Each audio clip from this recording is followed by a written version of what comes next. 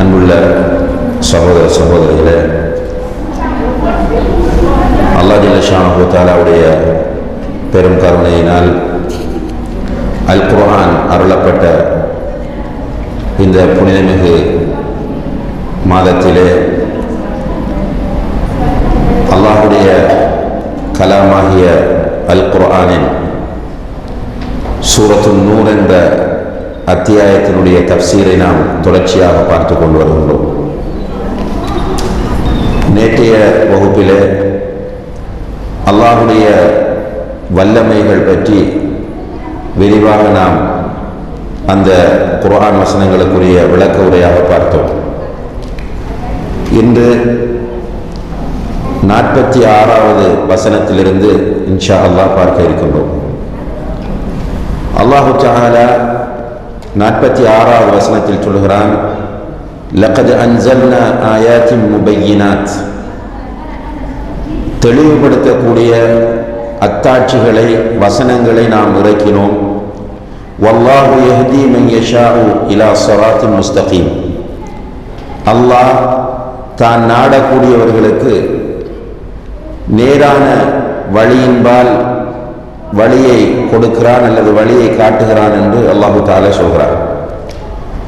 இந்த சத்திய மார்க்கம் உண்மையானது என்பதை தெளிவுபடுத்தக்கூடிய அத்தாட்சிகளை அல்லாஹு தஆலா நிறைய இறக்கி வைத்திருக்கிறார். அதிலே ஏற்கனவே கூறப்பட்ட வசனங்களில் பல பிரபஞ்ச அத்தாட்சிகளை அல்லாஹு தஆலா எடுத்து காண்பிக்கிறார்.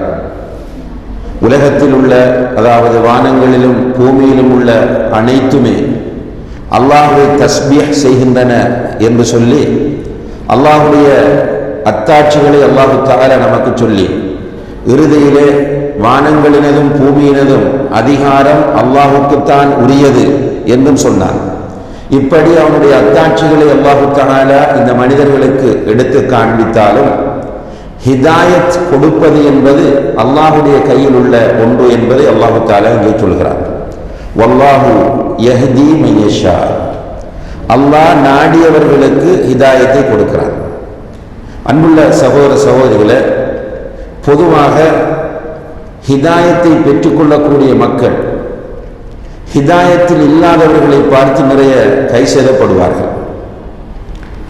ஹிதாயத் கிடைக்காமல் அலைந்து திரியக்கூடிய மக்களை பார்த்து இவர்களுக்கும் ஹிதாயத் கிடைக்க வேண்டும் என்று ஆசைப்படுவார்கள். உண்மையிலேயே அந்த ஆசை நியாயமான ஒரு ஆசை, நல்ல ஆசை. நம் மூலம் ஒரு மனிதனுக்கு ஹிதாயத் கிடைக்குமாக இருந்தால் அதன் மூலம் கிடைக்கிற நன்மைகளும் அளப்பரியவை.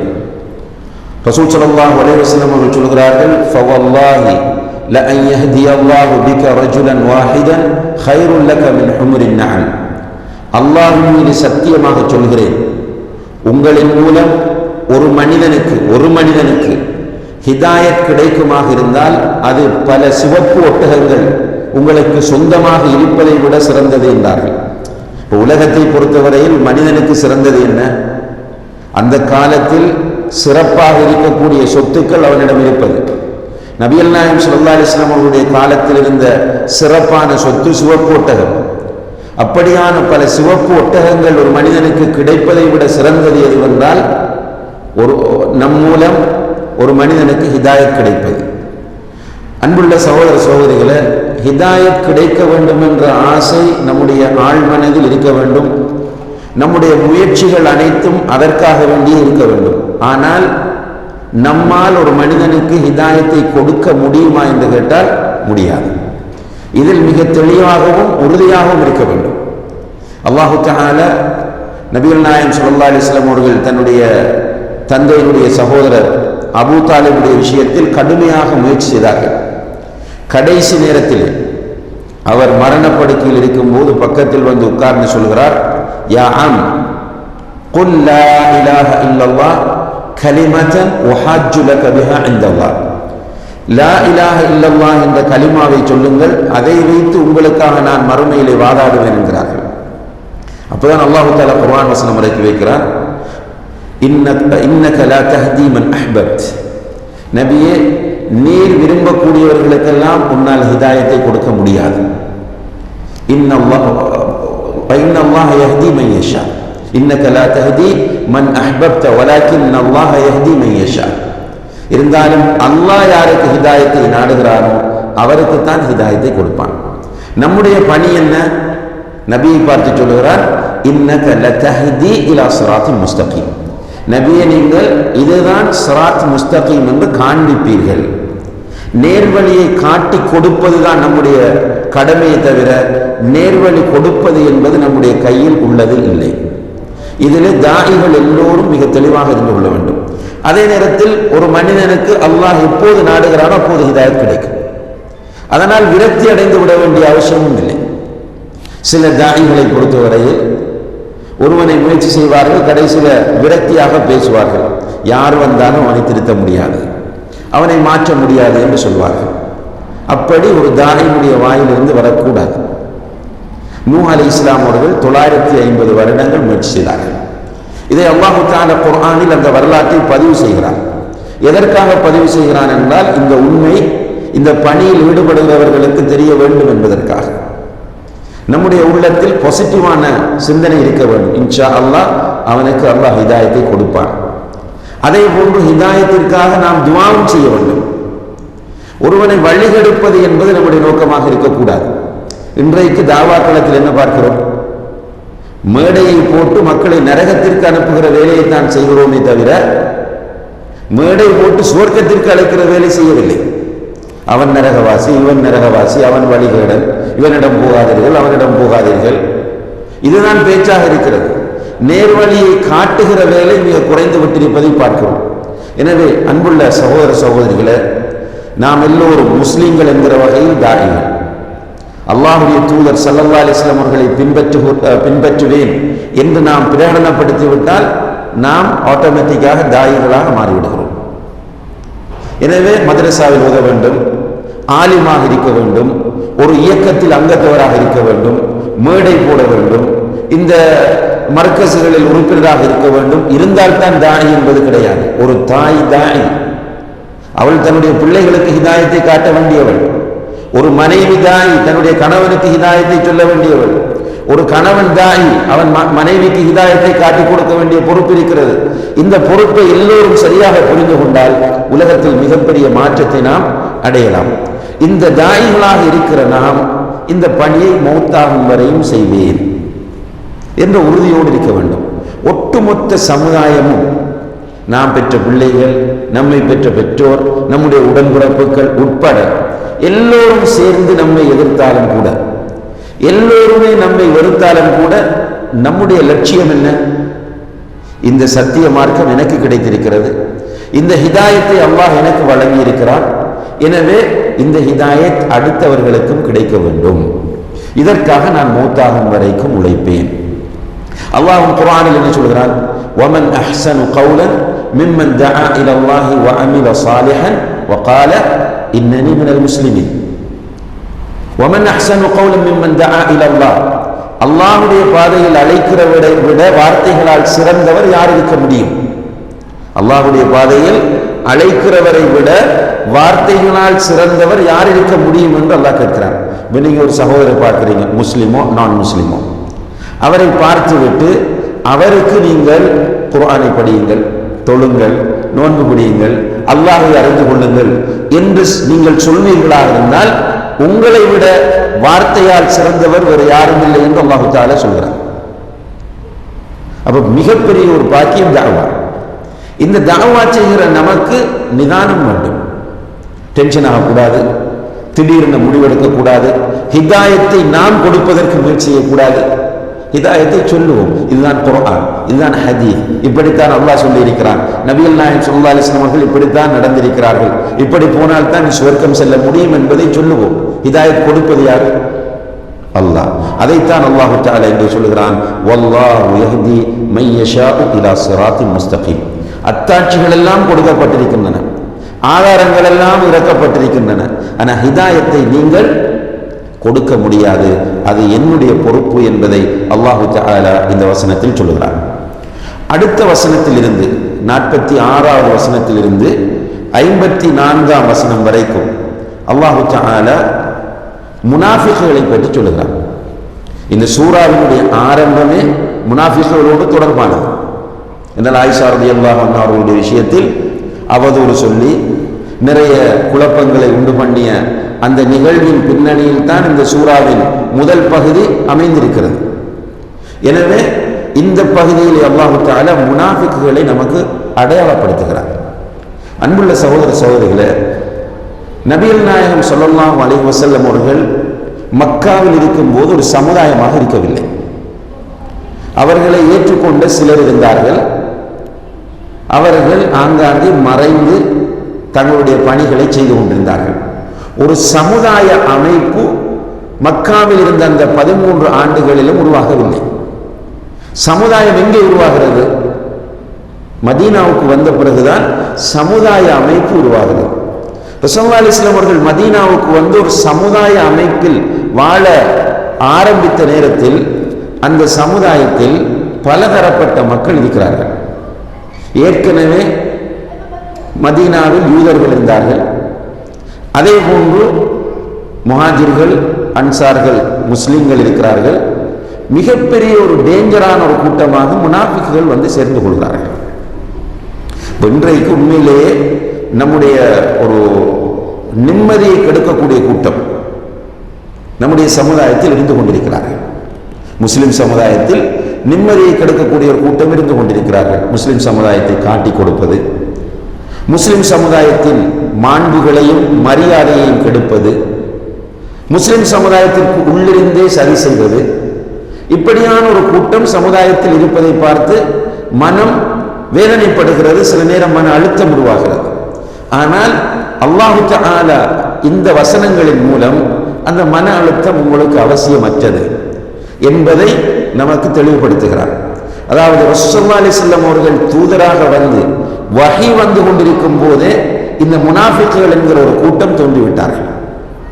இந்த முனாஃபிக்குகள் என்கிற கூட்டம் தான் ரசூலுல்லாஹி அலைஹி வஸல்லம் அவர்களுக்கு மிக ஆபத்தானவர்கள். ஆனால் மற்றவர்கள் தெளிவாக எதிர்த்தவர்கள். யூதர்கள் தெளிவாக எதிர்த்தார்கள், சுற்றி இருந்த முஷ்ரிக்குகள் தெளிவாக எதிர்த்தார்கள், வெளிநாடுகளில் இருந்தவர்கள் தெளிவாக எதிர்த்தார்கள், நேரடியாக எதிர்த்தார்கள்.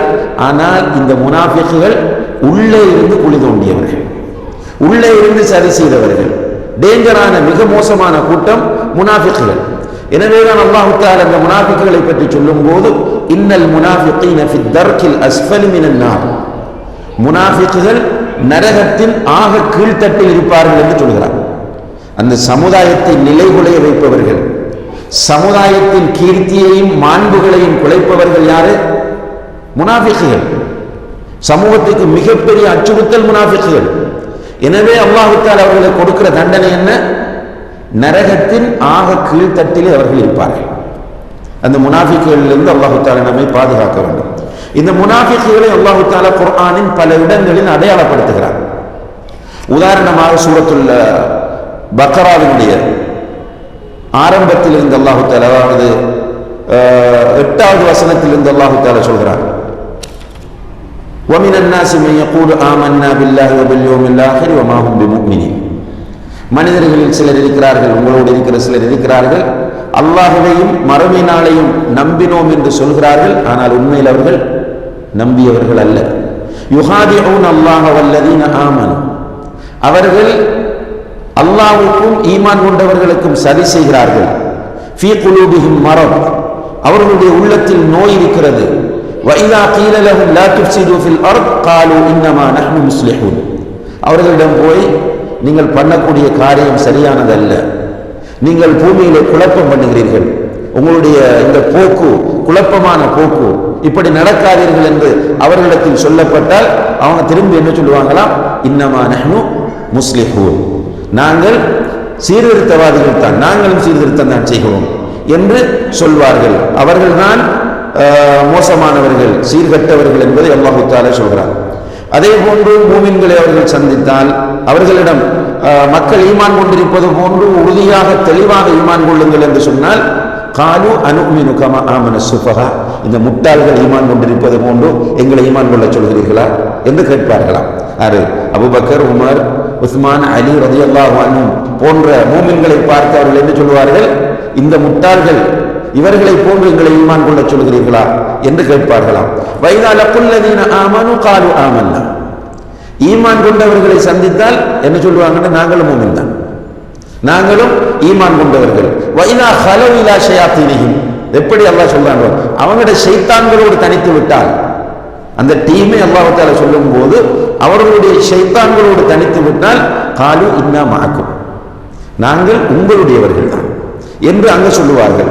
இன்னமா நஹ்னு முஸ்தஹ்சியூன், முஹம்மதோடு நாங்கள் ஸல்லல்லாஹு அலைஹி வஸல்லம் எதற்கு சேர்ந்திருக்கிறோம் என்றால் அவர்களை கேலி செய்வதற்காக, அவர்களை கிண்டல் செய்வதற்காகத்தான் சேர்ந்திருக்கிறோம் என்று சொல்வார்கள் என்று அவர்களை பற்றி அல்லாஹ் தஆலா சூரத்துல் பக்ராவினுடைய ஆரம்பத்தில் சில பண்புகளை சொல்லி அடையாளப்படுத்துகிறார். அதே போன்று அல் குர்ஆனில் இன்னும் பல இடங்களிலே அல்லாஹ் தஆலா அவர்களை பற்றி சொல்லும் போது அவர்கள், உதாரணமாக சூரத்து ஆல இம்ரான் 188வது வசனத்தில் சொல்கிறார், யுஹிப்பூன அன் யுஹ்மது பிமா லம் யஃஅலு, அவர்கள் செய்யாததை கொண்டு புகழப்படுவதை அவர்கள் விரும்புவார்கள். அவர்கள் செய்திருக்க மாட்டார்கள், யாரோ செய்து முடித்திருப்பார், புகழ் பெற இவர்கள் விரும்புவார்கள். அதே போன்று 3வது அத்தியாயம் 167வது வசனத்தில் ஜிஹாத் செய்வதை அவர்கள் வெறுப்பார்கள். ஜிஹாத் என்ற வார்த்தை அவர்களுக்கு பிடிக்காது, அல்லாஹ்வுடைய பாதையில் போராடி ஷஹீதாகுவது என்பது அவர்களுக்கு பிடிக்காது என்பதை சொல்கிறார்.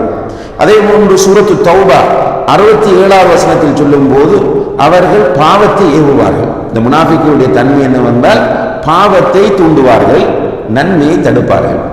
அதே போன்று வறுமையை கொண்டு, இந்த கஞ்சத்தனத்தை கொண்டு அவர்கள் மக்கள் மத்தியிலே பிரச்சாரம் செய்வார்கள் என்று அல்லாஹ் தஆலா சொன்னார்.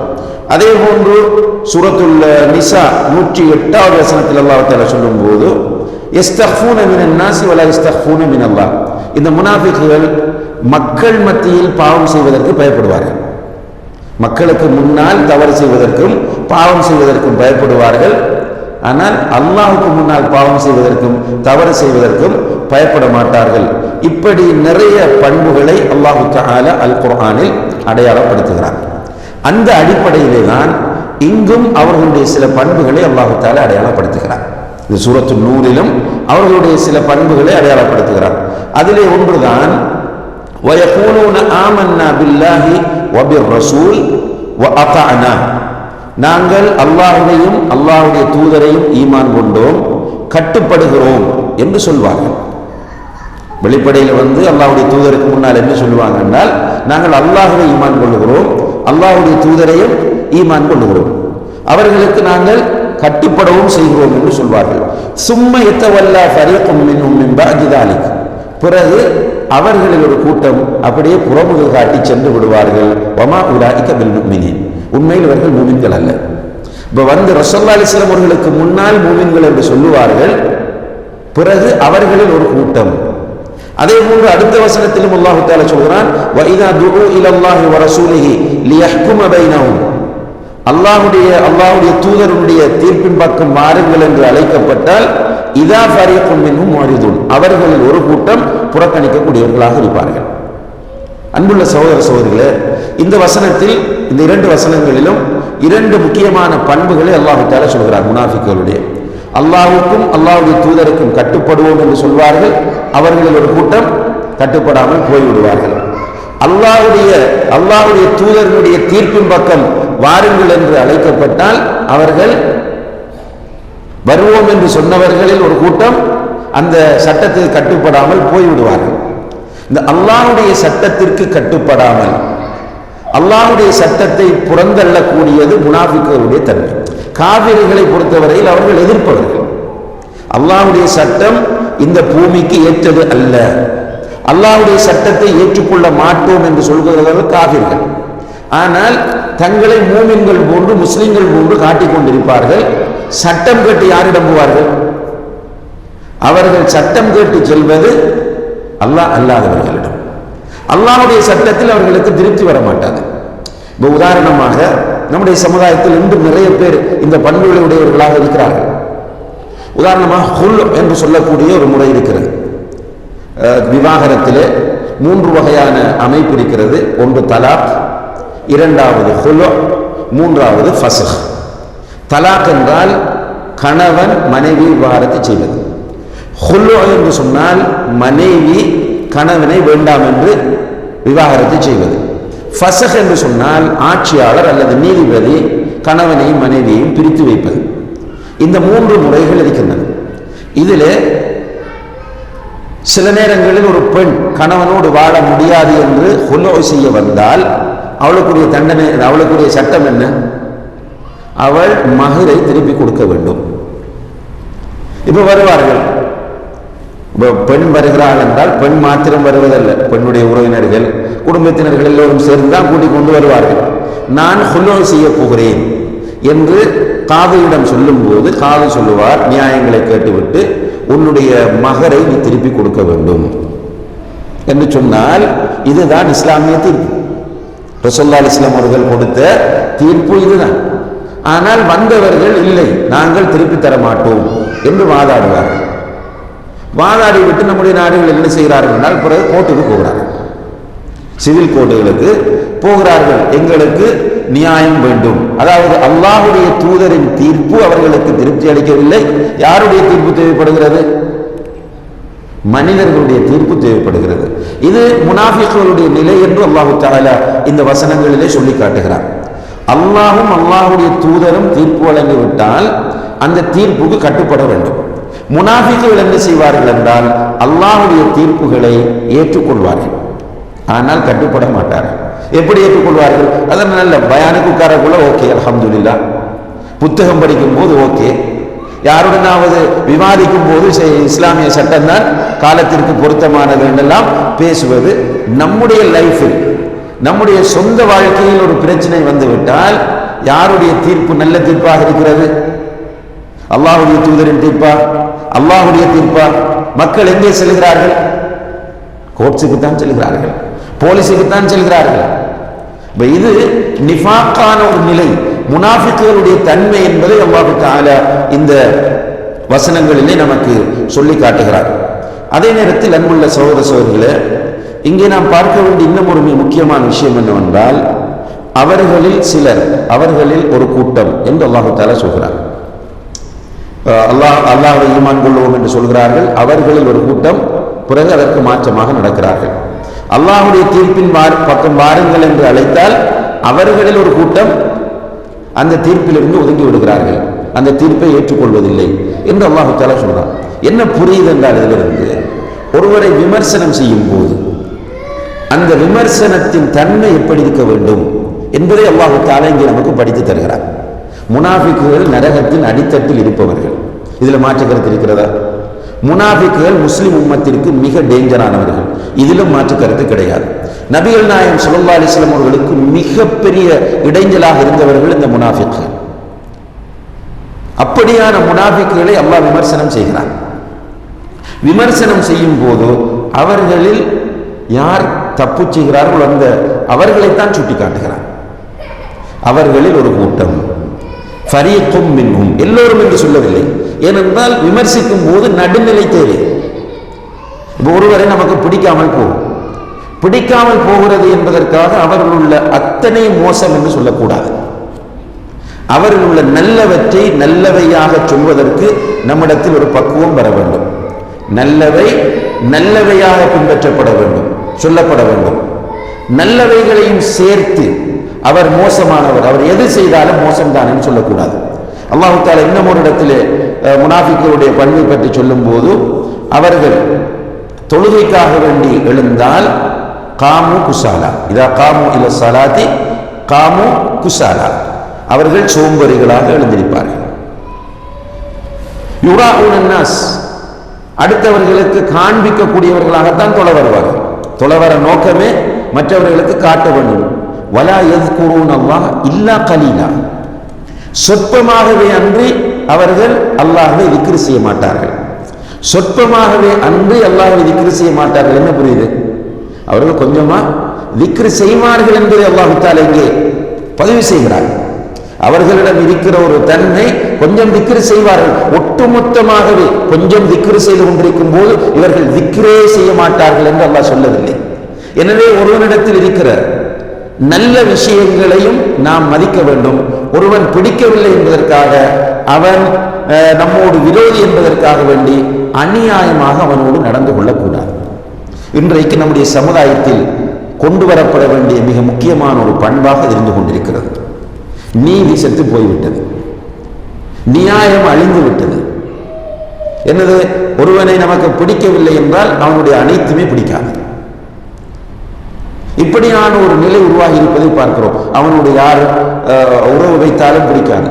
சில நேரங்களில் இரட்ட உறவுகளை கூட இந்த காரணங்களுக்காக துண்டிக்க சொல்கிறோம். குடும்பத்தில் பார்க்கலாம், கணவனுக்கு மனைவியுடைய வீட்டில் சில நடவடிக்கைகள் பிடிக்கவில்லை, அதற்காக மனைவிக்கு என்ன உத்தரவு போடுறார், நீ உன்னுடைய தாய் வீட்டுக்கு போகக்கூடாது, உன்னுடைய உறவினர்களோடு நீ பேசக்கூடாது, உன்னுடைய அண்ணன் வீட்டுக்கு நீ போகக்கூடாது, உன்னுடைய தம்பியுடைய வீட்டுக்கு நீ போகக்கூடாது. இப்படி நிறைய நடக்கிறது. இது குடும்பத்திற்கு. தாவா களம் என்று வந்தால் அங்கேயும் அதே நிலையை பார்க்கிறோம். நீதி என்பது இல்லை. உண்மையிலேயே நீதி செத்து போவது என்பது மறுமை நாள் நெருங்குவதற்கான அடையாளங்களில் ஒன்றாக இருந்து கொண்டிருக்கிறது. ஒரு முஃமினை பொறுத்தவரையில் நடுநிலையானவனாக இருக்க வேண்டும், எந்த நிலையிலும் நீதி தவறாதவனாக ஒரு முஃமின் இருக்க வேண்டும் என்பதை அல்லாஹ் தஆலா இந்த வசனங்களின் மூலம் நமக்கு உணர்த்துகிறார். அடுத்ததாக அல்லாஹ் தஆலா சொல்கிறான், வ இன் யகுல் லஹுமுல் ஹக்கு யஅது இலைஹி முஸ்இனீன்.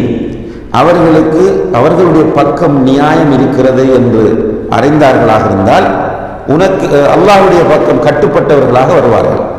அதாவது குர்ஆன் வசனமும் ஹதீஸும் அவர்களுக்கு சாதகம் என்று தெரிந்தால் உடனே குர்ஆனை தூக்கிட்டு வருவாங்க. பாருங்க, இத்தனையாவது அத்தியாயம் இத்தனையாவது வசனத்தில் இருக்கிறது. அவர்களுக்கு சாதகம் இல்லாத இடங்களாக இருந்தால் குர்ஆன் பொருத்தமில்லை, ஹதீஸ் பொருத்தமில்லை, இந்த சட்டம் சரி வராது, நாம் போலீஸுக்கு போக வேண்டும், கோர்ட்டிலே கேஸ் போட வேண்டும், அங்கு நீதிமன்றத்தின் ஊடாகத்தான் தீர்ப்பை பெற வேண்டும் என்று அங்க நிற்பார்கள். இங்கே வந்து அவர்களுக்கு சாதகமாக வந்தால் பள்ளிவாசலுக்கு கடிதம் எழுதுவார்கள், ஜமாத்துக்கு கடிதம் எழுதுவார்கள். இத்தனையாவது அத்தியாயம் இத்தனையாவது வசனத்தின்படி என்னுடைய கணவனிடமிருந்து எனக்கு இது வர வேண்டும், என்னுடைய மனைவியிடமிருந்து எனக்கு இது வர வேண்டும், என்னுடைய பிசினஸ் பார்ட்னரிடமிருந்து எனக்கு வர வேண்டும் என்று போராடுவார்கள். அல்லாஹ் அக்பர். அல்லாஹ் தஆலா இந்த வசனத்தில் மிக தெளிவாக அதை சொல்கிறான், இது முனாஃபிக்குகளுடைய பண்பு என்று. அன்புள்ள சகோதர சகோதரிகளே, பிஷ்ர் என்று சொல்லக்கூடிய ஒரு முனாஃபிக், இமாம் தபரி ரஹ்மத்துல்லாஹி அவர்கள் இந்த வசனங்களுக்கு தஃப்சீர் செய்யும் போது இந்த சம்பவத்தை குறிப்பிடுகிறார்கள். பிஷ்ர் என்று சொல்லக்கூடிய ஒரு முனாஃபிக் ஒரு யூதரோடு தொடர்பு ஒரு வியாபார கொடுக்கல் வாங்கல் ஏதோ ஒன்றை மேற்கொள்கிறார். இரண்டு பேருக்கும் இடையில் பிரச்சனை வந்துவிட்டது. பிரச்சனை வந்தால் நியாயம் யூதனுடைய பக்கம் இருக்கிறது. அவர்களுக்கு தெரியும், மனச்சாட்சியின் அடிப்படையில் யூதனுடைய பக்கம் நியாயம் இருக்கிறது. அப்ப இந்த யூதன் என்ன சொல்கிறார் என்றால், இப்ப நம்ம ரெண்டு பேருக்கும் இடையில பிரச்சனை, நாம் முஹம்மதிடம் ஸல்லல்லாஹு அலைஹி வஸல்லம் பிரச்சனைக்கு தீர்வு கேட்டு போவோம். பிஷ்ர் யார் உண்மையில? வெளிப்படையில் முஸ்லிம். பிஷ்ர் வந்து வெளிப்படையில் முஸ்லிம். அப்ப பிஷ்ர் முஸ்லிமை பார்த்து யூதன் சொல்றான் என்னென்று, நாம் முஹம்மதிடம் இதற்கு தீர்ப்பு கேட்டு போவோம் என்று. என்றால் யூதனுக்கு தெளிவாக உறுதியாக நம்பிக்கை இருந்தது, ரசூல் ஸல்லல்லாஹு அலைஹி வஸல்லம் அவர்களிடம் போனால் சரியான தீர்ப்பு கிடைக்கும் என்று. அப்ப பிஷ்ருக்கும் அது தெரியும். ஆனால் பிஷ்ருடைய பக்கம் அநியாயம் இருப்பதனால், அநீதி இருப்பதனால் பிஷ்ர் சொல்றார், இல்ல முஹம்மதிட்ட வேண்டாம், அவரிடம் போக வேண்டாம், நாம் கஅப் இப்னு அஷ்ரஃபிடம் செல்லுவோம். கஅப் இப்னு அஷ்ரஃப் ஒரு யூதன். கஅப் இப்னு அஷ்ரஃபிடம் செல்வதை யூதன் விரும்பவில்லை, முஸ்லிம் என்று தன்னை சொல்லக்கூடிய ஒருவன் விரும்புகிறான். எதற்காக என்றால், கஅப் இப்னு அஷ்ரஃபுடைய ஸ்டைல் என்றால் தீர்ப்பு சொல்லுவார், லஞ்சம் வாங்கி கொண்டு விரும்புகிற மாதிரி தீர்ப்பு சொல்லுவார். இதற்காக வேண்டி கஅப் இப்னு அஷ்ரஃபிடம் செல்வோம் என்று பிஷ்ர் அழைத்தார். அந்த நிகழ்வை மையப்படுத்தியதாக இந்த வசனங்கள் அமைகின்றன என்று இமாம் தபரி ரஹ்மத்துல்லாஹி அவர்கள் தன்னுடைய தஃப்சீரிலே குறிப்பிடுகிறார்கள். அன்புள்ள சகோதர சகோதரிகளே, இந்த தன்மைகள், முனாஃபிக்குகளுடைய இந்த பண்புகள் மிக ஆபத்தானவை என்பதனால் அல்லாஹு தஆலா அல் குர்ஆனின் மூலம் அவர்களுடைய இந்த தன்மைகளை அம்பலப்படுத்துகிறான். அதோடு நிற்காமல் அல்லாஹு தஆலா கேட்கிறான், இப்படி அல்லாஹ்வுடைய சட்டங்களுக்கு கட்டுப்படுவேன் என்று சொல்லிவிட்டு ஒருவர் கலிமா சொல்வது என்ன அர்த்தம்? அல்லாஹ்வுக்கு கட்டுப்படுவேன். முஸ்லிம் என்றால் என்ன மீனிங்? நான் முழுக்க அல்லாஹ்வுக்கு சரணடையக்கூடியவன் என்பது. இப்படியெல்லாம் சொல்லிவிட்டு ஏன் இவர்கள் அல்லாஹ்வுடைய சட்டத்திற்கு கட்டுப்படாமல் போகிறார்கள்? குர்ஆன் ஹதீஸை ஏன் மதிக்காமல் இருக்கிறார்கள்? அஃபீ குலூபிஹிம் மரதுன், அவர்களுடைய உள்ளத்தில் என்ன நோயா இருக்கிறது? அமிர் தாபு, அல்லது இவர்களுக்கு இந்த சட்டங்களில் சந்தேகம் இருக்கிறதா? அம் யகாஃபூன அன் யஹீஃப அல்லாஹு அலைஹிம் வ ரசூலுஹு, அல்லது அல்லாஹ்வும் அல்லாஹ்வுடைய தூதரும் இவர்களுக்கு அநீதி இழைத்து விடுவார்கள் என்று இவர்கள் பயப்படுகிறார்களா? பல், அப்படி அல்ல. உலாயிக ஹுமுல் வாலிமூன், இவர்கள் தான் அநியாயக்காரர்கள். அல்லாஹ் தஆலா 3 காரணங்களை சொல்லுகிறார். இந்த முனாஃபிக்குடைய உள்ளங்களில் நோய் இருக்கிறது, இந்த முனாஃபிக்குடைய உள்ளங்களில் சந்தேகம் இருக்கிறது, இந்த முனாஃபிக்குகள் அல்லாஹ் ரசூலுடைய சட்டத்திற்கு கட்டுப்பட்டால் நமக்கு அநீதி வந்துவிடும் என்று நினைக்கிறார்கள். இதனால் தான் அல்லாஹ்வுடைய சட்டத்திற்கு கட்டுப்பட பயப்படுகிறார்கள். உண்மையிலே அன்புள்ள சகோதர சகோதரிகளே, இன்றைய காலத்தில் நாம் சீரியஸாக யோசிக்க வேண்டிய ஒரு தலைப்பு இது. அந்த காலத்திலே சஹாபா பெருமக்கள் அவர்கள் பியூராக இருந்து கொண்டு, மிக தெளிவாகவும் வெளிப்படையாகவும் இருந்து கொண்டு, அல்லாஹ்வுடைய தூதர் ஸல்லல்லாஹு அலைஹி வஸல்லம் அவர்களுடைய நாவினால் நற்சான்றை பெற்றுக்கொண்டு அந்த சஹாபாக்கள் பயப்பட்டார்கள். எதற்கு பயப்பட்டார்கள்? என்னிடமும் நிஃபாக் இருக்குமோ என்று பயப்பட்டார்கள். மிகப்பெரிய நபித்தோழர் தான் உமர் இப்னு கத்தாப் ரலியல்லாஹு அன்ஹு. ரசூல் ஸல்லல்லாஹு அலைஹி வஸல்லம் அவர்கள் அவருடைய காது கேட்கவே அவரை ஷஹீத் என்று சொல்லியிருக்கிறார்கள். அவருடைய காது கேட்கவே சுவர்க்கத்தை கொண்டு நன்மாராயம் கூறியிருக்கிறார்கள். அவர் கேட்கக்கூடிய நிலையிலேயே உமர் ஒரு வழியால் சென்றால் அந்த பக்கம் ஷைத்தான் வரவே மாட்டான் என்று சொன்னார்கள். இப்படியான உமர் இப்னு கத்தாப் ரலியல்லாஹு அன்ஹு ரசூல் ஸல்லல்லாஹு அலைஹி வஸல்லம் அவர்கள் வஃபாத்தான பிறகு ரசூலுல்லாஹி அலைஹி வஸல்லம் அவர்களின் ரகசிய தோழரான ஹுதைபா ரலியல்லாஹு அன்ஹு அவர்களை தேடிச் செல்கிறார். எதற்காக தேடிச் சென்றார்? ஹுதைபாவிடம் போய் கேட்கிறார், ஹுதைபாவே, நபிகள் நாயகம் ஸல்லல்லாஹு அலைஹி வஸல்லம் அவர்கள் உங்களிடம் முனாஃபிக்குகளுடைய பெயர்களை எல்லாம் தந்திருப்பதாக அறிகிறேன். முனாஃபிக்குகளுடைய பெயர்களை எல்லாம் தந்திருப்பதாக அறிகிறேன். அந்த பட்டியலை எனக்கு கொஞ்சம் காட்டுங்கள் என்று கேட்கிறார். அன்புள்ள சகோதர சகோதரிகளே, முனாஃபிக்குடைய பெயர் பட்டியலை நம்ம கேட்டதுக்காக கேட்போம். அந்த பட்டியல் எடுத்து ஃபேஸ்புக்கில் வெளியிடுவதற்காக கேட்போம், அல்லது நோட்டீஸ் அடித்து வெளியிடுவதற்காக கேட்போம். உமர் ரலியல்லாஹு அன்ஹு அவர்கள் போய் கேட்டவுடன் ஹுதைபா ரலியல்லாஹு அன்ஹு சொன்னார்கள், உமரே, இது அமானிதம், அல்லாஹ்வுடைய தூதர் என்னிடத்தில் அமானிதமாக சொன்னது, கடைசி வரை நான் சொல்ல மாட்டேன். மன்றாடி பார்க்கிறார், அவர் சொல்லவில்லை. இறுதியில் உமர் ரலியல்லாஹு அன்ஹு அவர்கள் எதற்காக அந்த பட்டியலை கேட்டார் என்பதை இப்படி சொல்லுகிறார், ஹுதைபாவே, பட்டியலை நீங்கள் கொடுக்கவில்லை, பிரச்சனை இல்லை, அந்த லிஸ்டில் என்னுடைய பெயர் இருக்கிறதா என்று பார்த்து சொல்லுங்கள் என்றார். அல்லாஹ் அக்பர். அந்த லிஸ்டில் என்னுடைய பெயரும் இருக்கிறதா என்று பார்த்து சொல்லுங்கள். இன்றைக்கு நம்மட நிலை என்ன சகோதரர்களே? கொஞ்சம் இபாதத்தாளியாக மாறிட்டோம் என்றால் அத்தனை பேருமே நரகவாசி நம்முடைய பார்வையில். நம்ம முன்சஃபில் தொழ ஆரம்பிச்சிட்டோம்டா, கொஞ்சம் தாடி அப்படியே விட்டுட்டோம்டா, 2-3 ஹராம ஒதுங்கி வாழ்ந்துட்டோம்னா நம்மளோட ஃபீலிங் எப்படி வந்துடுது? நான் சுவர்க்கவாசி. நம்முடைய நடையில் அப்படி ஒரு ஆணவம் தெரியும், அகங்காரம் தெரியும். பெண்களும் அப்படித்தான். கொஞ்சம் குர்ஆன் படிக்க ஆரம்பிச்சு, கொஞ்சம் ஹதீஸ்களை பாடமாக்கி, மாஷா அல்லாஹ் இறுக்கமாக உடுத்திருந்த ட்ரெஸ்ஸை லூஸ் ஆக்கி, கொஞ்சம் இஸ்லாமிய முறையில் மாறிட்டாங்கன்னா அந்த ட்ரெஸ்ஸை இறுக்கமாக போட்டு போடல நரகவாசினா பார்க்க ஆரம்பிப்பாங்க. அல்லாஹ் பாதுகாக்க வேண்டும். உமர் இப்னு கத்தாப் ரலியல்லாஹு அன்ஹு அவர்கள் தன்னிடம் நிஃபாக்கை அஞ்சினார்கள். அபூபக்கர் சித்திக் ரலியல்லாஹு அன்ஹு அவர்கள் வருகிறார்கள். வழியில் யார் வந்து கொண்டிருந்தார்? ஹம்தலா ரலியல்லாஹு அன்ஹு. ஹம்தலா ரலியல்லாஹு அன்ஹு அவர்களை பார்த்து சலாம் சொல்லி கை கொடுக்கிறார். ஹம்தலாவும் அலைக்கும் ஸலாம் சொல்றார். அடுத்ததாக என்ன கேட்பாங்க? எப்படி இருக்கிறீங்கன்னு தானே கேட்பாங்க. அவர் அபூபக்கர் ரலியல்லாஹு அன்ஹு ஹம்தலாவை பார்த்து கைஃபக யா ஹம்தலா என்று கேட்கிறார். ஹம்தலாவை எப்படி இருக்கிறீங்க? ஹம்தலா ரலியல்லாஹு அன்ஹு சொன்னாங்க, நாஃபக ஹம்தலா, அபூபக்கரே, ஹம்தலா முனாஃபிகா போயிட்டேன்னு சொல்றார். அபூபக்கர் புரியல, என்ன இவர் எதற்காக இப்படி சொல்லுகிறார்? எப்படி இருக்கிறார் என்று கேட்டபோது சோமா இருக்கிறேன் அல்லது சோம் இல்லைன்னு சொல்ல வேண்டும். இது முனாஃபிக்காகி விட்டேன் என்று அவரை பற்றி சொல்கிறார். ஏன் சொல்கிறார் இப்படி என்று கேட்டபோது ஹம்தலா ரலியல்லாஹு அன்ஹு அவர்கள் சொன்னார்கள், அபூபக்கரே, நன்றாக பாருங்கள், நபிகள் நாயகம் ஸல்லல்லாஹு அலைஹி வஸல்லம் அவருடைய மஜ்லிஸிலே போய் உட்காருகிறோம். அவர்கள் குர்ஆன் வசனங்களை ஓதி காண்பிக்கிறார்கள், ஹதீஸ்களை சொல்கிறார்கள். நம்முடைய ஈமான் அப்படியே உயர்கிறது. ஈமான் அதிகரித்த நிலையில் வீட்டுக்கு வருகிறோம். மனைவி ஒரு வேலையை சொல்றாங்க, பிள்ளைகள் வந்து விளையாடுறாங்க, விளையாடினால் அந்த ஈமான் அப்படியே இறங்குது. இது ஒரு முனாஃபிக்குடைய நிலைதானே என்று கேட்கிறாங்க. இது ஒரு முனாஃபிக்குடைய நிலைதானே என்று அபூபக்கர் சித்திக் எல்லாம் சொன்னாங்க. அந்த அளவில் எனக்கும் அப்படி ஏற்படுகிறது. யார் அபூபக்கர்? யார் சகோதர சகோதரிகளே? இந்த உம்மத்தில் நபிகள் நாயகம் ஸல்லல்லாஹு அலைஹி வஸல்லம் அவர்களுக்கு அடுத்ததாக சிறந்தவர் அபூபக்கர் சித்திக் ரலியல்லாஹு அன்ஹு. அந்த அபூபக்கர் ரலியல்லாஹு அன்ஹு இல்ல ஹம்தலா அப்படி இல்லை இப்படி இல்லைன்னு சொல்லல. அவர் எனக்கும் அப்படி ஏற்படுகிறது.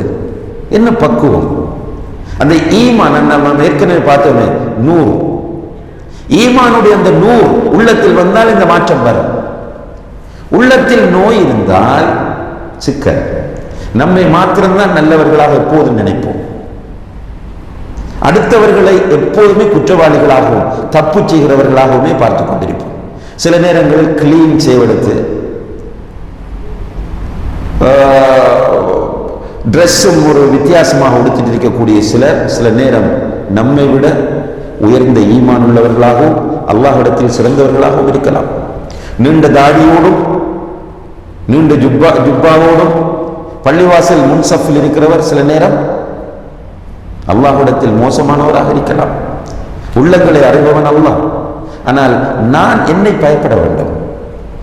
என்னிடத்தில் நயவஞ்சகத்தன்மை வந்துவிடக் கூடாது என்பதில் நான் கவனமாக இருக்க வேண்டும். அல்லாஹுடைய சட்டம், அல்லாஹுடைய தூதரின் சட்டம், இந்த இரண்டு சட்டங்களுக்கும் இரண்டு தீர்ப்புகளுக்கும் கட்டுப்படக்கூடிய மனோநிலை என்னிடம் இருக்கிறதா? நான் என்னிடம் கேட்க வேண்டும். யார் கொண்டு வந்து சொன்னாலும் பரவாயில்லை. என்னுடைய ஒரு எதிரி எனக்கு எஸ்எம்எஸ்ல ஒரு குர்ஆன் வசனத்தை அனுப்பலாம். எனக்கு அடித்து விட்டு ஒருவர் ஒரு குர்ஆன் வசனம் ஓதி காண்பித்து விட்டு போகலாம். எனக்கு அடித்து விட்டான், என்னுடைய எதிரி என்னை அவமானப்படுத்தியவன் குர்ஆன் வசனத்தை காண்பிக்கிறான் என்று குர்ஆன் வசனத்தை தூக்கி எறிகிறேனா இல்லையா? அதுக்கு கட்டுப்படுகிறேனா இல்லையா? என்னுடைய மனோநிலை எப்படி இருக்கிறது என்று நான் என்னிடம் கேட்க வேண்டும். இவ்வாறான வசனங்களை படிக்கும் போது, முனாஃபிக்குகளுடைய தன்மைகளை படிக்கும் போது, இந்த முனாஃபிக்குகளுடைய தன்மைகள் ஏதாவது ஒன்று என்னிடமும் வந்து விடுகிறதா என்று பயம் வர வேண்டும். அன்புள்ள சகோதர சகோதரிகளே, தொடர்ச்சியாக நாம் சொல்லிக் கொண்டு வரக்கூடிய செய்தி என்னவென்றால், இந்த உலகம் சோதனை களம். இந்த உலகத்தில் வாழக்கூடிய கொஞ்ச காலத்திற்குள் சோதனையில் வெற்றி பெற்றோமாக இருந்தால் நிரந்தரமான வாழ்க்கையில் மகிழ்ச்சியாக இருக்கலாம். அதற்கான ஒரு போராட்டம் இந்த உலகத்தில் மேற்கொள்ளப்பட வேண்டும். அந்த போராட்டத்தில் தான் நம்மிடத்தில் முஷ்ரிக்குகளுடைய பண்பு வந்துவிடக்கூடாது, முனாஃபிக்குகளுடைய பண்புகள் வந்துவிடக்கூடாது. நாம் உண்மையான மூமினாக இருக்க வேண்டும் என்ற அந்த பயம் நம்மிடத்திலே வர வேண்டும். அன்புள்ள சகோதர சகோதரிகளே, இந்த முனாஃபிக்குகளுடைய உள்ளங்களில் நோய் இருக்கிறது. அவர்களுக்கு சந்தேகம் இருக்கிறது. என்ன சந்தேகம்? சொர்க்கம் உண்மையா இருக்குமோ இல்லையோ, நரகம் உண்மையாக இருக்குமா இல்லையா, அல்லாஹ் ஒருவன் இருக்கிறானா இல்லையா என்ற சந்தேகம் அவர்களுடைய உள்ளங்களிலே இருக்கிறது. இதனால் தான் வந்து சொல்லுகிறார்கள், என்ன, அல்லாஹ்வை ஈமான் கொள்ளுகிறோம், அல்லாஹ்வுடைய தூதரை ஈமான் கொள்ளுகிறோம், அவர்கள் இரண்டு பேருக்கும் கட்டுப்படுகிறோம் என்று சொல்லிவிட்டு அவர்களுடைய சொந்த வாழ்க்கையில் பிரச்சனைகள் வரும்போது அப்படியே மாறிவிடுகிறார்கள். இன்றைக்கு நம்முடைய நிலை என்ன? நம்முடைய குடும்பத்தில் பிரச்சனை வரும். கணவன் மனைவி என்றால் பிரச்சனை வரும். மனைவியோடு வரலாம், மனைவியுடைய குடும்பத்தோடு வரலாம், கணவனோடு வரலாம், கணவனுடைய குடும்பத்தோடு வரலாம். இந்த நேரத்தில் கணவனுடைய குடும்பத்தினர் நமக்கு அநீதி இழைத்து விட்டனர் என்று மனைவியுடைய தரப்பில் குற்றஞ்சாட்டும் போது, இல்லை, அவர்கள் சரியாகத்தான் செய்தார்கள், என்னுடைய மாமியார் நடந்து கொண்ட முறை சரிதான், என்னுடைய கணவனின் மனைவியின் சகோதரன் நடந்து கொண்ட முறை சரிதான் என்று எத்தனை கணவன்மார் எத்தனை மனைவிமார் சொல்வதற்கு இன்றைக்கு ரெடியா இருக்கிறார்கள். எனக்கு கம்பெனி எடுத்திருக்கிற ஆக்ஷன் வந்து நியாயமானதுதான், நான் தான் தப்பு செய்து விட்டேன் என்று நம்முடைய தவறை ஒத்துக்கொள்ளக்கூடிய நிலை எத்தனை பேரிடம் இருக்கிறது? உண்மையிலேயே மறுமையிலே நம்பிக்கை இருக்குமாக இருந்தால், அல்லாஹ்விலே நம்பிக்கை இருக்குமாக இருந்தால், அல்லாஹ்வுடைய தூதரில் நமக்கு உறுதியான நம்பிக்கை இருக்குமாக இருந்தால், அவர்களுடைய சட்டங்களில் நமக்கு எந்த சந்தேகமும் வராது. குர்ஆனில் வருகிறதா, ஹதீஸில் வருகிறதா? குர்ஆனில் ஹதீஸில் வந்துவிட்டால் வேறு ஒரு சங்கடமும் வராது, மனசுக்கு சங்கடமே இருக்காது. தாடி வைக்க வேண்டும் என்ற ஹதீஸில் வந்தால் தாடி நலவாகத்தான் இருக்கும். ஆண்கள் தங்க நகை அணியக்கூடாது என்று சட்டம் வந்தால் அது கண்டிப்பாக நலவாகத்தான் இருக்கும். மதுபானம் அருந்தக்கூடாது என்று சட்டம் வந்தால் கண்டிப்பாக நலவாகத்தான் இருக்கும். விபச்சாரம் கூடாது என்றால் கண்டிப்பாக நலவாகத்தான் இருக்கும். அந்நிய பெண்ணோடு தனித்திருக்க கூடாது என்றால் கண்டிப்பாக நலவாகத்தான் இருக்கும். சூதாட்டம் கூடாது என்றால் கண்டிப்பாக நலவாகத்தான் இருக்கும் என்ற அந்த நம்பிக்கை இந்த நம்பிக்கை உள்ளவர்களுக்கு மாத்திரம்தான் வரும். முனாஃபிக்களுக்கு அந்த நம்பிக்கை வராது என்ற சந்தேகம். இதை பேசும்போது எனக்கும் உங்களுக்கும் பயம் வர வேண்டும். என்னிடத்தில் அந்த நம்பிக்கை இருக்கிறதா? அல்லாஹ் தஆலா சில நேரங்களில் சில சட்டங்களை சொல்லும் போது நாம் நியாயப்படுத்துவதற்கு முயற்சிக்கிறோம். உதாரணமாக, நிறைய பேர் கரண்டைக்கு கீழ் ஆடை அணிவார்கள். கரண்டைக்கு கீழ் ஆடை அணிவதை பொறுத்தவரையில் நபிகள் நாயகம் ஸல்லல்லாஹு அலைஹி வஸல்லம் அவர்கள் நேரடியாக தடுத்திருக்கிறார்கள். இரண்டு கோணங்களில் தடுத்தார்கள். ஒன்று பெருமைக்கு அணிவதையும் தடுத்தார்கள், இன்னும் ஒன்று பெருமை இல்லாமல் அணிவதையும் தடுத்தார்கள். பெருமைக்கு அணிந்தால் தண்டனை என்ன? அவரோடு அல்லாஹ் பேச மாட்டான், அவரை பரிசுத்தப்படுத்த மாட்டான், அவரை பார்க்க மாட்டான். இது பெருமைக்கு அணிந்தால். பெருமை இல்லாமல் அணிந்தால் அந்த பகுதி நரகத்தில் என்று சொன்னார்கள். அதனால உமர் ரலியல்லாஹு அன்ஹு அவர்கள் மரணப்படுக்கையில் இருக்கும் போது ஒரு இளைஞர் அவர்களை பார்க்க வருகிறார்கள். வந்தவர் திரும்பி போறார். உமர் ரலியல்லாஹு அன்ஹுடைய மரணப்படுக்கை உங்களுக்கு தெரியும். 7-8 குத்துக்கள் முதுகில் ஏற்பட்டு கடுமையான கண்டிஷனில் இருக்கிறார்கள், சிவியரான கண்டிஷன். அந்த நேரத்தில் அவரை பார்த்து சொல்லி வந்த இளைஞனுடைய காலை பார்க்கிறாங்க, கரண்டை கீழே ஆடை இருக்கிறது. அவர் சொல்வது, யா அஹி கஸ்ஸிர் தௌபக், சகோதரனுடைய ஆடையை ஷார்ட் பண்ணிக்கொள், ஃபஇன்னஹு அன்கா லிதௌபிக் வ அர்தா லிரப்பிக். அப்படி ஆடை கரண்டை கீழ் இழுபட்டு செல்வதனால் உன்னுடைய ஆடை அழுக்கடையும், அல்லாஹ்வுக்கு உன் மீது வெறுப்பு வரும் என்று சொல்கிறார்கள். இப்போ கரண்டைக்கு கீழ் ஆடை அணிவது கூடாது. இது யாருடைய தீர்ப்பு?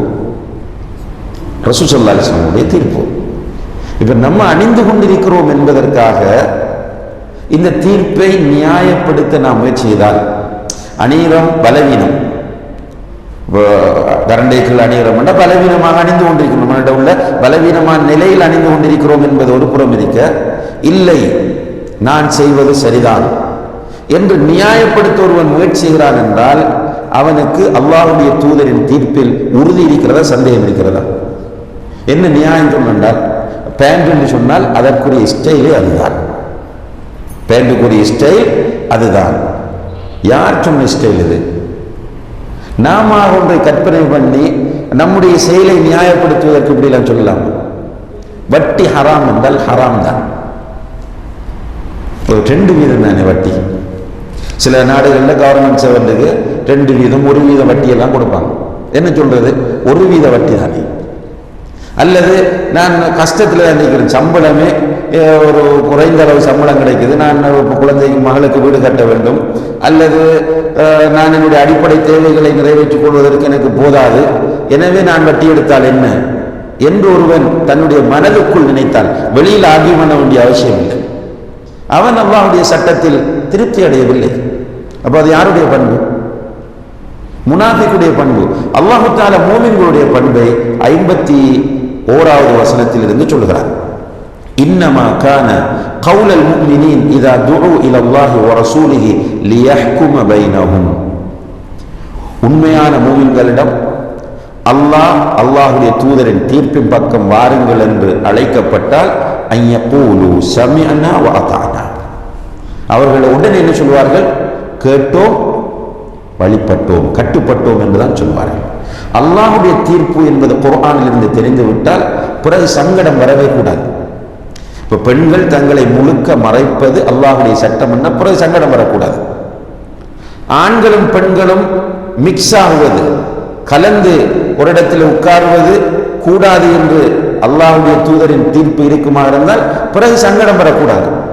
அந்நிய பெண்களோடு தனிமையிலே உட்கார்ந்து பேசுவது கூடாது என்று அல்லாஹ்வுடைய தூதரின் தீர்ப்பு வந்துவிட்டால் அதில் பிறகு சங்கடம் வரக்கூடாது. சங்கடம் வருபவர் முனாஃபிக், சங்கடம் இல்லாமல் அல்லாஹ்வுடைய தூதரின் தீர்ப்பா என்று கேட்டு அதற்கு கட்டுப்படுபவர் மூமின் என்பதை அல்லாஹ் தஆலா இங்கே சொல்கிறார். சஹாபா பெருமக்கள் அப்படித்தான் இருந்தாங்க. ரசூலுல்லாஹி அலைஹி வஸல்லம் அவர்கள் கொடுத்த அந்த ஈமானிய பயிற்சி, முனாஃபிக்குகள் எப்படி ஆக்ட் பண்ணும்போது சஹாபாக்கள் எப்படி இருக்கிறாங்கன்னு கேட்டால், ரசூலுல்லாஹி அலைஹி வஸல்லம் வராங்க. ஒரு நாள் ஒரு சஹாபி தங்க மோதிரம் அணிந்திருக்கிறார், தங்கம் அல்லது பித்தளை மோதிரம் அணிந்திருக்கிறார். ரசூலுல்லாஹி அலைஹி வஸல்லம் அவர்கள் சொன்னார்கள், அதை கலட்டி வீசி கொண்டு. உடனே அவர் கலட்டி எறிந்து விடுகிறார். ஏனே சஹாபாக்கள் வந்து சொன்னாங்க, நீ கலட்டி வீசி விட்டாய், கிடக்கிறத எடுத்து போய் ஏதாவது தேவைகளுக்கு பயன்படுத்தலாம் அல்லவா என்றதுக்கு அவர் என்ன சொன்னார்? அல்லாஹ்வுடைய தூதர் தூக்கி எறிய சொன்னதை நான் தொட மாட்டேன். இதுதான் அந்த ஈமான். இதா துஉ இலல்லாஹி வ ரசூலிஹி லியஹ்கும பைனஹும் அன் யகூலு சமிஅனா வ அதானா. குர்ஆன் ஹதீஸா கேட்டோம் கட்டுப்பட்டோம். வேற எந்த நியாயம் சொல்லக்கூடாது. நாங்கள் பரம்பரையாக செய்து கொண்டு வருகிறோம், இந்த காலத்துக்கு இது பொருந்துமா, என்னுடைய ஜப்புக்கு இது பொருந்தாது. நிறைய பேர் அப்படி சொல்றது. சிலர் மாஷா அல்லாஹ் தாடி வச்சுட்டு இருப்பாங்க, கம்பெனிக்குள்ள போன உடனே அவன் சொல்லுவான், நீ தாடியை மலிக்க வேண்டும் என்று. உடனே தாடியை மலிச்சிடுவான். பிறகு யாராவது ஒரு சகோதரன் பார்த்து, நீங்க நல்லா இருந்தீங்க மாஷா அல்லாஹ், பெரிய தாடியோடு இருந்தீங்க, என்ன வலிச்சிட்டீங்கன்னு கேட்டோன்னு, இல்லை கம்பெனி வலிக்க சொல்லிட்டான். நிர்பந்தமா? நிர்பந்தம் இல்லை, வலிக்க சொல்லிட்டாங்க. அப்ப ஹராம் தானே. அது இந்த காலத்துக்கு பொருந்தாது. அதெல்லாம் நீங்க சொல்றது அந்த காலத்துக்கு பொருந்திருக்கும், அல்லது சவுதி அரேபியாவுக்கு பொருந்தும், இது யூகேக்கு பொருந்தாது. இப்படி யாராவது சொன்னானாக இருந்தால் அவன் மூமினாக இருக்க முடியுமா? இஸ்லாம் என்பது எல்லா காலத்திற்கும் எல்லா இடத்திற்கும் உரியது. அல்லாஹ்வுடைய சட்டங்கள் எல்லா காலத்திற்கும் பொருத்தமானவை. அப்ப ஒரு மூமினிடம் அல்லாஹ்வுடைய சட்டங்கள் சொல்லப்பட்டால் அவனிடத்தில் தடுமாற்றமே வரக்கூடாது. சஹாபா பெருமக்கள் அப்படித்தான் இருந்தார்கள். உட்காருங்கள் என்றால் உட்கார்ந்தார்கள், எழும்புங்கள் என்றால் எழுந்திருந்தார்கள். ரசூலுல்லாஹி அலைஹி வஸல்லம் அவர்கள் ஒரு நாள் தொழுகையில் இருக்கும் போது செருப்பை கலட்டுகிறார்கள். எல்லா சஹாபாக்களும் செருப்பை கலட்டினார்கள். மதுபானம் ஹராமாக்கப்பட்டு விட்டது என்று மதீனாவில் அறிவித்தல் கொடுக்கப்படுகிறது. என்ன நடந்தது? ஒரு வீட்டுக்குள்ள மதுபானம் கிடையாது. மதுபானம் ஹராமாக்கப்பட்டு விட்டது என்ற தீர்ப்பு மதீனாவின் வீதிகளில் அறிவிக்கப்பட்ட போது வீதிகள் அனைத்தும் ஆறுகளாக ஓடின. என்ன ஆறுகள்? மது ஆறுகளாக. அப்படி கட்டுப்படக்கூடிய நிலை வர வேண்டும். மேலும் அல்லாஹ் தஆலா சொன்னான், உலாயிக ஹுமுல் முஃப்லிஹூன். இந்த கொள்கையோடு யார் இருக்கிறார்களோ, இந்த கொள்கையோடு யார் இருக்கிறார்களோ, எந்த கொள்கை? அல்லாஹ்வுடைய தீர்ப்பு, அல்லாஹ்வுடைய தூதரின் தீர்ப்பு என்று சொன்னால் அதனை நான் கேட்கிறேன், அதற்கு நான் கட்டுப்படுவேன் என்ற கொள்கையோடு யார் இருக்கிறார்களோ அவர்கள்தான் வெற்றி பெற்றவர்கள், அவர்கள்தான் வெற்றி பெற்றவர்கள். உலாயிக ஹுமுல் முஃப்லிஹூன்.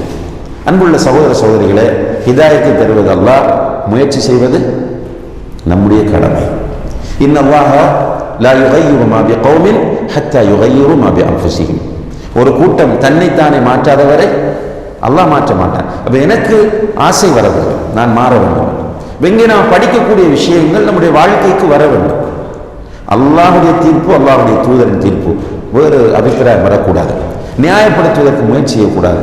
நம்ம என்ன சொல்லலாம் என்றால், சில நேரம் யாராவது வந்து சுட்டி காட்டும் போது என்னட்டு அந்த பலவீனம் இருக்கு, துவா செய்யுங்க, நானும் ட்ரை பண்றேன், இதிலிருந்து விடுபடுவதற்கு நானும் முயற்சி செய்கிறேன், துவா செய்யுங்கன்னு சொல்ல வேண்டுமே தவிர நான் செய்வது சரிதான், அந்த சட்டம் பொருந்தாது, இந்த சட்டம் பொருந்தாது. இப்போ நிறைய பேர் நம்ம என்ன பார்க்கிறோம் என்றால், அந்த பரம்பரைகளை ஆதாரம் காட்டி, ஊர் மரபுகளை ஆதாரம் காட்டி ஹதீஸ்களுக்கு கட்டுப்படாமல் விடுகிறார்கள். தலைவர்கள் ஆதாரம் காட்டுறது, எங்களுடைய தலைவர் அப்படி சொல்லிட்டார், அல்லது எங்களுடைய ஆலிம் சாஹிப் இப்படி சொன்னார், எங்களுடைய இமாம் இப்படி சொன்னார், எங்களுடைய ஊரில் இப்படித்தான் இருக்கிறது என்பதை எல்லாம் காரணம் காட்டி அல்லாஹ்வுடைய சட்டங்களையும் அல்லாஹ்வுடைய தூதரின் சட்டங்களையும் உதாசீனம் செய்வதை நம்ம பார்க்கிறோம். அல்லாஹ் தஆலா தொடர்ந்து சொல்கிறார், வமயுத்தில்லாஹ வரசூலஹு. யார் அல்லாஹ்வுக்கும் அல்லாஹ்வுடைய தூதருக்கும் வழிபட்டு வயக்ஷல்லாஹ வயத்தகி, அல்லாஹ்வுக்கு அஞ்சி பயந்து வாழ்கிறாரோ ஃபஉலாயிக ஹுமுல் ஃபாயிஸூன், அவர்கள்தான் வெற்றியாளர்கள். முன்னால ஃபலாஹ் என்பதை சொன்னான். ஃபலாஹ் என்றாலும் வெற்றி, ஃபௌஸ் என்றாலும் வெற்றி. இந்த வெற்றிக்காகத்தான் இந்த உலகத்தில் நாம் வாழ்ந்து கொண்டிருக்கிறோம். இந்த ஃபலாஹ் ஃபௌஸ் என்ற வெற்றி மறுமை வெற்றி. நாம் எல்லோரும் மறுமையை விசுவாசிக்கக்கூடியவர்கள், மறுமை உண்மை என்பதை ஈமான் கொள்ளக்கூடியவர்கள். அந்த மறுமையில் வெற்றி பெற வேண்டும் என்றால் அல்லாஹுக்கும் அல்லாஹுடைய தூதருக்கும் கட்டுப்பட வேண்டும், அல்லாஹுக்கு அஞ்சி பயந்து நடக்க வேண்டும். சில அறிஞர்கள் ஹஷ்யா தக்வா என்ற இரண்டையும் பிரித்து சொல்கிறார்கள். ஹஷ்யா என்றாலும் பயம்தான், தக்வா என்றாலும் பயம்தான். ஆனால் ஹஷ்யா என்பது நடந்து முடிந்ததை நினைத்து பயப்படுவது. ஹஷ்யா என்பது நடந்து முடிந்ததை நினைத்து பயப்படுவது. இதுக்கு முன்னாடி நான் இப்படி நடந்து கொண்டேனே, இந்த நிலையில் நான் மௌத்தாகி விட்டால் என்று பயப்படுவது ஹஷியா, இப்போதிருந்து பயப்படுவது தக்வா என்று சில தஃசீர் ஆசிரியர்கள் இந்த ஹஷியாவையும் தக்வாவையும் பிரித்து சொல்கிறார்கள். எப்படியோ நம்மிடத்தில் பயம் வர வேண்டும், அல்லாஹுக்கு முன்னால் நாம் போய் நிற்க வேண்டும். இதை நம்ம நம்புகிறோமா இல்லையா? நாம் அல்லாஹ் நம்மோடு நேரடியாக பேசுவான் என்பதை நம்புகிறோமா இல்லையா? இப்ப அல்லாஹு தஆலா பேசும்போது என்ன கேட்க போகிறான்? அதிலிருந்து நாம் தப்ப முடியுமா?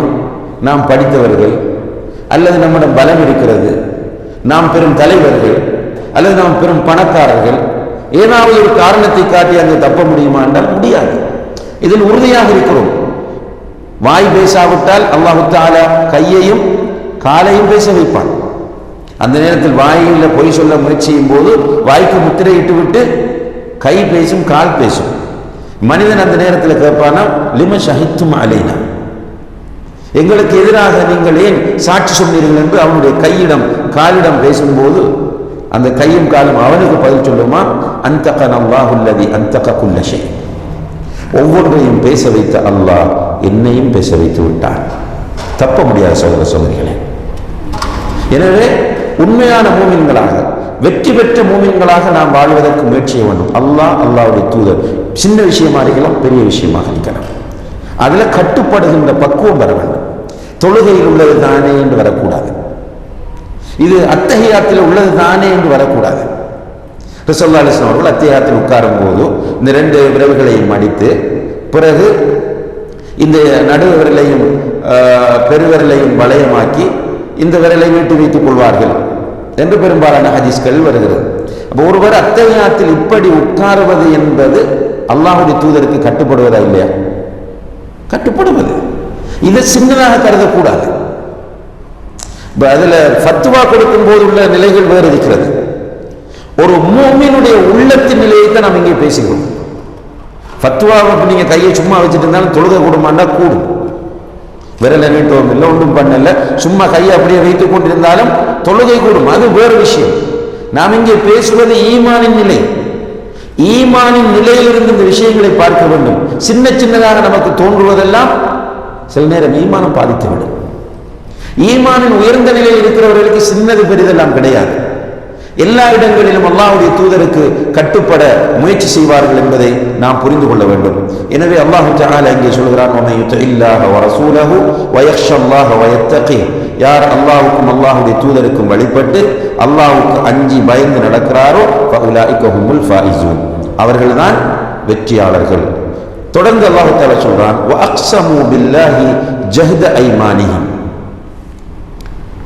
லைன் அமர்தஹும் லயஹ்ருஜுன்ன, அதாவது ஜிஹாதுக்கு வர வேண்டும் என்று நீர் அவர்களை கட்டளையிட்டால் அவர்கள் நிறைய சத்தியம் செய்கிறார்கள். முனாஃபிக்குகள் சத்தியமாக நான் வருவேன், நான் உங்களுக்கு கட்டுப்படுவேன் என்று அவர்கள் நிறைய சத்தியம் செய்கிறார்கள். குல், நபியை நீங்கள் சொல்லுங்கள், லா துக்ஸிமு, நிறைய சத்தியம் செய்ய வேண்டாம், தாஅத்தும் மஅரூஃப், நீங்கள் நல்ல முறையில் கட்டுப்பட்டால் போதும். இந்த அதிகமாக சத்தியம் செய்ய வருவதும் முனாஃபிக்குகளுடைய ஒரு தன்மை. ஒட்டனை எடுத்ததுக்கெல்லாம் சத்தியம், நான் சத்தியமாக அப்படி செய்ய மாட்டேன் இப்படி செய்ய மாட்டேன் என்று சொல்றது, ஆனால் லைஃப் அதுக்கு மாற்றமாக இருக்கும். அல்லாஹ் தஆலா சொன்னார், இந்த சத்தியம் கூடுதலாக சத்தியம் பண்றவங்கள்ட்ட சொல்லுங்க, சும்மா நீங்க சத்தியம் செய்து கொண்டிருக்க வேண்டாம், நீங்கள் நல்ல முறையில் கட்டுப்பட்டால் போதும். இன்னல்லாஹ ஹபீரும் பிமா தஅமலூன். முக்கியமான மேட்டர் என்னன்னா, நீங்கள் கட்டுப்படுங்கள், கட்டுப்படாமல் போங்கள், சத்தியம் செய்யுங்கள், சத்தியம் செய்யாமல் இருங்கள், ஆனால் இன்னல்லாஹ ஹபீரும் பிமா தஅமலூன், நீங்கள் செய்யக்கூடியவைகளை அல்லாஹ் மிக நுணுக்கமாக அவதானித்துக் கொண்டிருக்கிறான். நீங்க முஹம்மது ஸல்லல்லாஹு அலைஹி வஸல்லம் அவர்களை ஏமாற்றலாம், கூட உட்கார்ந்திருக்கிறவர்களை ஏமாற்றலாம், ரப்புல் ஆலமீனை ஏமாற்ற முடியாது என்பதை அல்லாஹ் தஆலா சொல்லிவிட்டு திரும்பவும் சொல்கிறான், குல் அத்தீஉல்லாஹ வ அத்தீஉர் ரசூல், நபியை நீங்கள் அவர்களை பார்த்து சொல்லுங்கள், அல்லாஹ்வுக்கும் அல்லாஹ்வுடைய தூதருக்கும் நீங்கள் வழிபடுங்கள். ஃபஇன் தவல்லத், இப்படி சொன்னதுக்கு பிறகு அவர்கள் புறக்கணித்து செல்வார்களாக இருந்தால், ஃபஇன்னமா அலைஹி மா ஹும்மில், அவருக்கு, அவர் என்பது யாரு? முஹம்மது ஸல்லல்லாஹு அலைஹி வஸல்லம் நபிக்கு தூதருக்கு அவருக்கு சாட்டப்பட்டது அவருக்குரியது, அலைக்கும் மா ஹுமில்தும் உங்களுக்கு சுமத்தப்பட்டது உங்களுக்கு. அப்ப நபிக்கு என்ன பொறுப்பு கொடுக்கப்பட்டதோ அந்த பொறுப்பை அவர் செய்வார், நீங்கள் உங்களுடைய பொறுப்பை செய்யுங்கள். வ இன் துதீஉஹு தஹ்தது நீங்கள் தூதருக்கு கட்டுப்பட்டால் உங்களுக்கு நேர்வழி. வ இன் துதீஉஹு தஹ்தது நீங்கள் ரசூலுக்கு கட்டுப்பட்டு சென்றால் உங்களுக்கு நேர்வழி.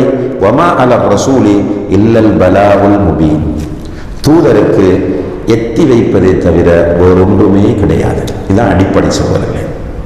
இப்போ மெசேஜ், இப்போ நான் இவ்விடத்திலிருந்து உங்களுக்கு எத்தி வைக்கிறேன், நீங்கள் எனக்கு சொல்வீர்கள் அல்லது இன்னும் ஒருவர் எனக்கு சொல்லுவார், இப்படி மாறி மாறி எத்தி வைத்துக் கொண்டிருக்கிறோம். இவ்வளவுதான் நம்முடைய கடமை. உள்ளத்தை மாற்ற நம்மால் முடியுமா? வசனத்தை ஆரம்பிக்கும் போது அல்லாஹ் என்ன சொன்னான்? யஹ்தி மையஷாஉ இலா ஸிராத்தில் முஸ்தகீம் அல்லாஹ் நாடியவர்களுக்கு தான் அவன் ஸிராத்தில் முஸ்தகீம் பால் ஹிதாயத்தை கொடுப்பான். இங்க முடிக்கும் போது என்ன சொல்கிறான்? ரசூலுக்கு பொறுப்பு வந்து எத்தி வைப்பதை தவிர வேறொன்றும் இல்லை. இன்ஷா அல்லாஹ் மௌத்தாகும் வரைக்கும் எத்தி வைத்துக் கொண்டே இருப்போம். அல்லாஹு தஆலா யாருக்கு ஹிதாயத்தை நாடுகிறானோ அவர்களுக்கு ஹிதாயத் கிடைக்கும். எனவே இந்த வசனங்கள் இன்று நாம் பார்த்த 46வது வசனத்திலிருந்து 54 வரை உள்ள இந்த வசனங்கள் நமக்கு பிரதானமாக முனாஃபிக்குகளை அடையாளப்படுத்தக்கூடியதாக இருக்கிறது. முனாஃபிக்குகளுடைய தன்மைகளை நமக்கு சொல்கிறது.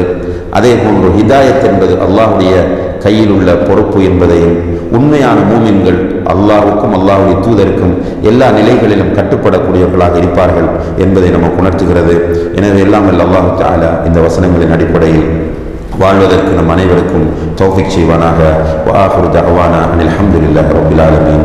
வஸ்ஸலாமு அலைக்கும் வரஹ்மத்துல்லாஹி வபரகாத்துஹு.